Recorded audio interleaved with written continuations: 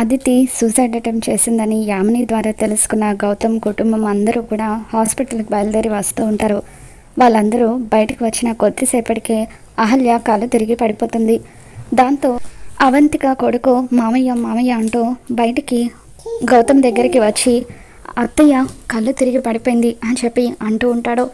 దాంతో గౌతమ్ పరిగెత్తుకుంటూ లోపలికి వచ్చి అహల్యని హాస్పిటల్కి తీసుకొని వస్తాడు. మరోపక్క గౌతమ్ వస్తే కానీ నేను ట్రీట్మెంట్ చేయించుకుని చెప్పి అదితి మొండికేస్తూ ఉంటుంది.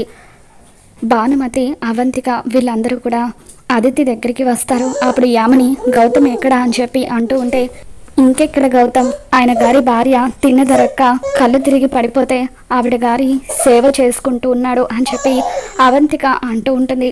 మరోపక్క అహల్యను కూడా గౌతమ్ అదే హాస్పిటల్కి తీసుకుని వస్తాడు. అహల్యకి ట్రీట్మెంట్ జరుగుతూ ఉంటుంది. అప్పుడు డాక్టర్ గౌతమ్ దగ్గరికి వచ్చి, గౌతమ్ గారు, అదితి పరిస్థితి ఏమీ బాగోలేదు, తను చాలా సీరియస్ కండిషన్లో ఉంది, ముందు మీరు తన దగ్గరికి వెళ్ళండి, కావాలంటే మీ భార్యని నేను చూసుకుంటాను అని చెప్పి డాక్టర్ అంటూ ఉంటుంది.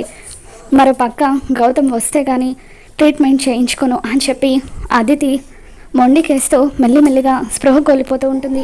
మరోపక్క అహల్య కండిషన్ కూడా బాగోలేకపోవడంతో గౌతమ్ స్టెథోస్కోప్తో తనని చెక్ చేస్తూ ఉంటాడు. మరి రాబోతున్న ఎపిసోడ్లో ఏం జరగబోతుందో మళ్ళీ మన ఛానల్లో తెలుసుకుందాం. ఈ వీడియో మీకు నచ్చినట్లయితే తప్పకుండా లైక్ చేయండి.